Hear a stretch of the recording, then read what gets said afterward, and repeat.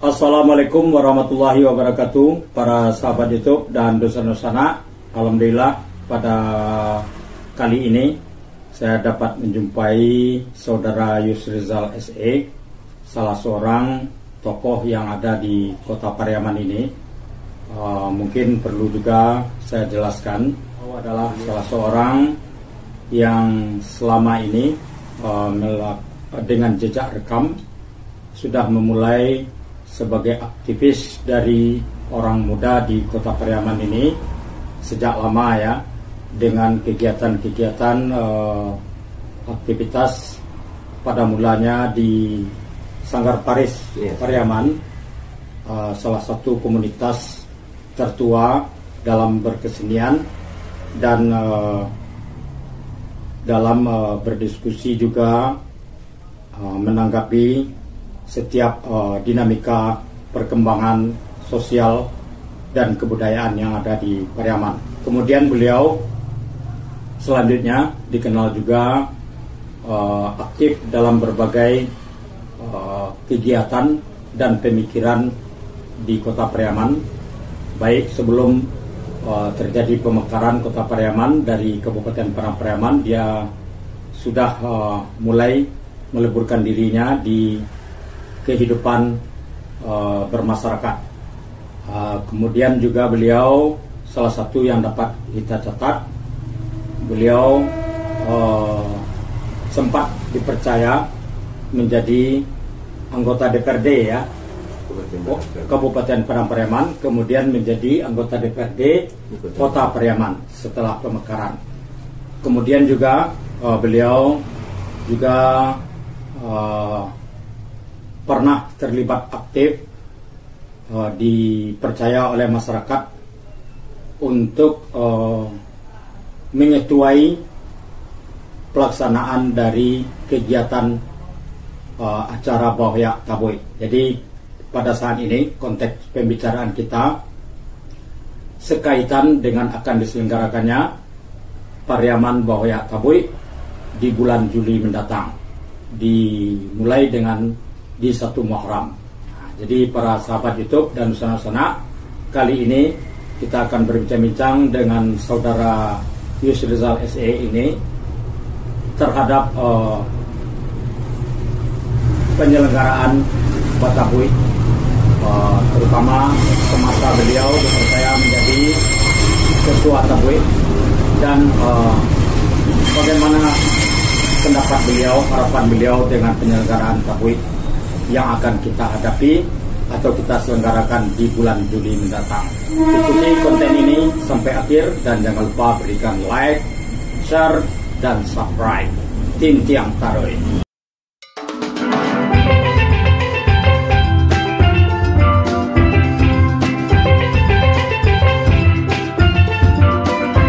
Banyak juga jadi pertanyaan apa bedanya antara Tabui Anak Nagari dengan Tabui Pasa.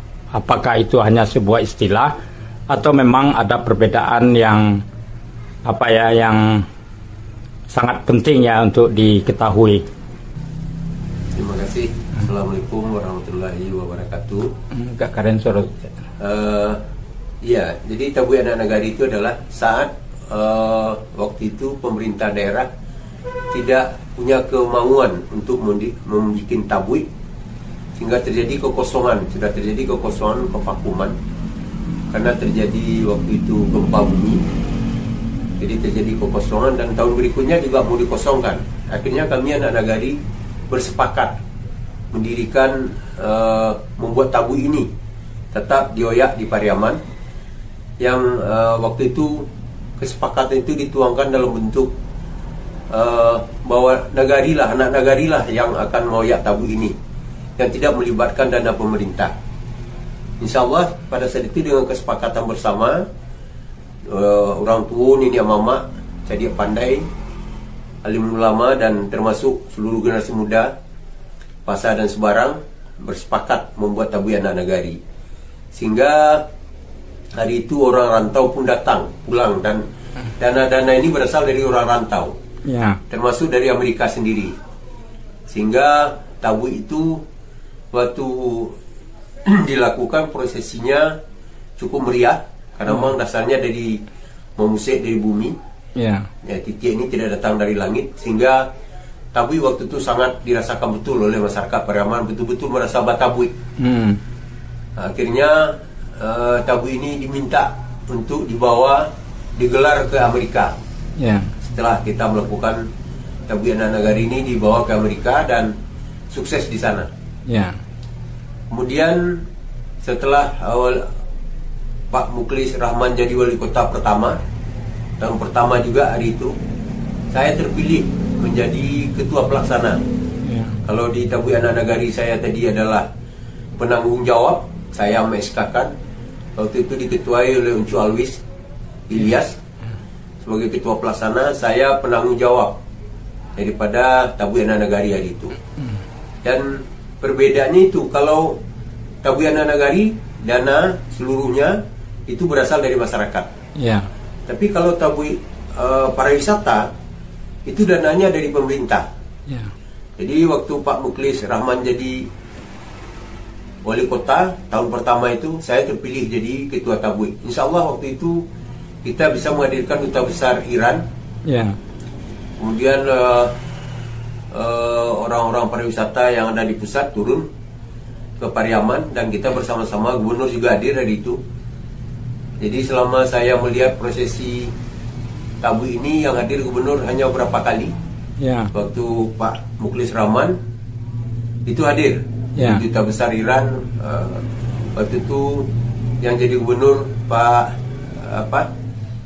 yang jadi Mendagri Gamawan Fauzi. Gamawan Fauzi hadir Ya. waktu itu. Ya. Dan itu sekelumit perbedaan antara tabui nagari, anak nagari, dan tabui pariwisata. Ya. Kalau tabui pariwisata mungkin prosesi daripada tabui ini lebih banyak untuk meninggalkan ritual-ritual tabui. Ya. Tidak seperti tabui anak nagari. Ya. Kalau tabui anak nagari itu lebih banyak ritualnya. Ya. Kenapa? Seluruhnya kembali di konsep awal, bagaimana tabui awal itu dimulai. Ya. Kalau tabui pariwisata kita mengambil gezah kepariwisataan saja, sehingga ritual-ritualnya banyak ditinggalkan. Ya. Itu mungkin perbedaan yang sedikit ada. Ya. Dan kita berharap ke depan tabui ini betul-betullah dikelola secara profesional oleh pemerintah Kota Pariaman ini. Ya. Karena beliau adalah grand event Ya. Sumatera Barat, dan ini sudah menjadi kalender wisata Indonesia. Ya. Dan kita juga berharap kalau bisa tabui ini tidak hanya digarap oleh satu pemerintah kota saja, Ya. tetapi juga digarap oleh pemerintah Kabupaten Padang Pariaman. Ya. Karena beliau, kabupaten dan kota ini satu kesatu yang tidak bisa dipisahkan. Ya. Tabui itu adalah milik mereka. Ya. Kalau hari ini hanya dikelola oleh pemerintah kota, saya berharap ini dikelola oleh juga pemerintah kabupaten. Ya. Atau nanti kita berharap ada yayasan yang dibentuk yang bisa nanti menjadikan tabui ini kembali ke nagari. Iya, ya. Sehingga yayasan ini bisa menjembatani dua pemerintahan ini. Ya. Untuk bagaimana membesarkan tabui ini betul-betul menjadi suatu grand event yang luar biasa lah. Iya, ya.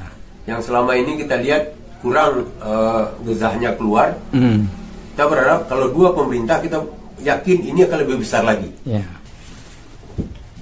Oke, sahabat YouTube dan Dusana sedikit mengenai pemahaman atau cara kerja dari tabui anak nagari dengan tabui pariwisata, yang mungkin ada banyak yang bertanya-tanya ya, apa perbedaannya baik secara filosofinya ataupun secara teknisnya. Tapi kali ini saya ingin mencoba kita dengar bagaimana pendapat dari saudara Yusril Zal SE ini yang pernah terlibat di dalam penyelenggaraan tabui Pariaman ini dalam dua versi. Pertama versi tabui anak nagari, kemudian juga dalam versi tabui wisata. Beliau juga telah berhasil mengundang duta besar Iran untuk datang ke Pariaman, dan ini luar biasa juga sambutannya, dan penyelenggaraan pada saat itu luar biasa ramai dan mendapat sorotan dari berbagai media ya, dan cukup mendapat publikasi yang besar lah sebagai event pariwisata dan kebudayaan secara nasional. Jadi kita melihat baik di tabui anak nagari dan tabui pariwisata sejauh mana diharapkan atau berperannya regenerasi muda kita, karena ini adalah Tabuik ini adalah bagian yang tidak terpisahkan dari regenerasi muda. Jadi walaupun ada yang tua-tuanya, tapi penggerak secara mayoritas itu adalah anak-anak muda kita. Apalagi Tabuik ini sudah di zaman milenial ini, jadi tentu anak-anak muda kita ini bagaimana perhatiannya terhadap budaya tradisi. Jadi kita melihatnya sebagai seni budaya bagi masyarakat. Jadi kira-kira bagaimana Saudara Yusrizal melihat peranan dari generasi muda di dalam penyelenggaraan Tabuik ini? Ya, terima kasih Darki. Jadi memang sudah terjadi revolusi generasi tentang berbudaya Tabuik di Kota Pariaman. Ya. Itu kita tandai dengan waktu kita melakukan Tabuik Anak Nagari. Iya. Darki waktu itu juga terlibat di sana dan Ya. bisa melihat bahwa Tabuik waktu itu dioyak dan dibikin oleh anak-anak muda yang belum kawin. Iya, ya. Ya, jadi di sebelah seberangnya itu Saudara Alfred Ya. Musadek, Ya. yang di pasarnya Saudara Sibo, Ya. Masuri, Ya. dan kawan-kawan, Ya. Azwar juga Ya. bersama-sama. Itu yang sebelumnya tidak pernah lepas dari orang tua membuat Tabuik ini. Iya. Tapi pada waktu itu karena ini Tabuik Anak Nagari, Diberikan kepada kita yang berikan kepada muda-muda, Ah. dan insya Allah hasilnya juga luar biasa. Iya, iya, iya. Dan itu sangat plus dari masyarakat. Iya, iya. Dan terjadi juga pembikinan Tabuik itu juga ada renovasi baru. Iya. Sehingga terjadi Tabuik ini yang biasanya mudah patah, Iya. hari itu kuat. Iya, Karena iya. dibantu dengan hal-hal baru yang teknologinya juga baru. Bahkan menumbuhkan Tabuik dibentuk dalam bentuk cenderamata pun ya, Iya. berkembang ya. Pada saat itulah Nah, baru ada Tabuik-Tabuik kecil yang Iya, dibikin. Karena iya. memang kita dari Dewan Kesenian, dan itu saya Nah. ketua Dewan Kesenian, melakukan pelatihan Nah. ke desa-desa untuk bikin miniatur Tabuik. ya. Dan itu juga dikerjakan oleh anak-anak muda. Anak-anak muda. Dan itu menjadi cenderamata, dan akhirnya pemerintah kalau ada mau keluar daerah atau tamu-tamu yang datang itu yang jadikan cenderamata. Cenderamata. Kemudian untuk dari ingat, kita masih ingat waktu itu di depan BNI, Iya. itu tertulis Anda memasuki kota Salak. Iya. Artinya waktu itu belum ada, Tabuik ini baru kayak terbuka. Iya, ya. Dan setelah ini menjamur dan Tabuik ini setelah Anak Nagari itu baru dinamakan orang Kota Tabuik. Kota Tabuik. Orang baru mengenal ini Kota Tabuik. Iya. Nah, jadi Tabuik ini pun sebuah ikon yang sangat populer. Iya. Sebenarnya dia sudah ikon, Iya. tapi masih ragu-ragu Iya. masyarakat pada saat itu. Kemudian setelah penyelenggaraan Tabuik ini dengan formula yang lebih merakyat, ya lebih keluar dari dengan masyarakat di luar Pariaman, sehingga akhirnya menjadi populer. Kota ini menjadi Kota Tabuik ya. Iya. Dan padahal kita sudah tahu ini sudah menjadi grand event. Iya. Berarti dia salah satu yang kita tonjolkan untuk Sumatera Barat Iya. dan Indonesia. Jadi Dan kalender itu- wisata Dan itu karena ada pembaharuan lahirnya generasi-generasi muda yang mau beraktivitas di Tabuik. Iya. Di penyelenggaraan ke depan ini, apakah Yusrizal juga melihat akan ada peranan dari kaum muda ini di sini? Iya. Kemarin waktu rapat sama kerapatan adat Nagari Pasar, Iya. saya juga urus Ya, kita bersepakat bahwa memang kita serahkan kepada yang muda-muda. ya, Kita yang tua-tua ini mendorong mereka, ya, membacking mereka. Kalau ada yang tercecer nanti kita jemput. ya, insyaallah. Cuma kita berharap kepada pemerintah ke depan, Ya, kalau bisa tempat pengambilan tanah, ya, menebang batang pisang, ya. itu harusnya Lebih sudah dispesialkan. lebih dispesialkan, dan kalau Jadi- bisa tanah itu dibeli oleh pemerintah, Iya. sehingga nanti Jadi jangan berpindah-pindah lagi. jangan berpindah-pindah. Satu, yang kedua, kalau toh tidak bulan Tabuik, orang bisa ke sana berwisata, Iya, iya, melihat bahwa inilah tempat mengambil tanah, Iya, iya. inilah menebang batang pisang, Iya. sehingga ini betul-betul tidak lagi berpindah-pindah yang Iya. kata dari kita di. Iya. Jadi siapapun yang ke Pariaman, dia Iya. bisa melihat sejarah Tabuik itu. Walaupun penyelenggaraannya bukan hari itu. Bukan hari itu. Jadi Artinya ini ada menjadi- jejak-jejak. jejak-jejak Bisa Tabuiknya. nampak jelas lah. Iya. Ya. Itu satu. Yang kedua, kita juga berharap kalau bisa, karena Tabuik ini bapunya, ada yang punya, dikembalikanlah kepada orang punya. Ya. Jangan nanti kita takut lama-lama tabu ini pindah langsung. Pindah tangan. Karena sudah terjadi pergeseran oleh pemerintah. Ya. Kenapa? Dulu tabu itu tidak boleh lewat 10 hari. Iya, ya. Itu sudah harus dibuang. Ya. Sekarang bisa 15 hari, mencocokkan kalender wisata harus jatuh seminggu. Kita jangan biarkan ini nanti bergeser. Jadi pariwisata tetap, yang tradisi tetap. Nah, jadi saling menjaga lah. So ini untuk kelangsungan ke masa depan. Oke, terima kasih. Yang penting telah terjadi regenerasi dan generasi muda sangat berperan di dalam penyelenggaraan tabu ini.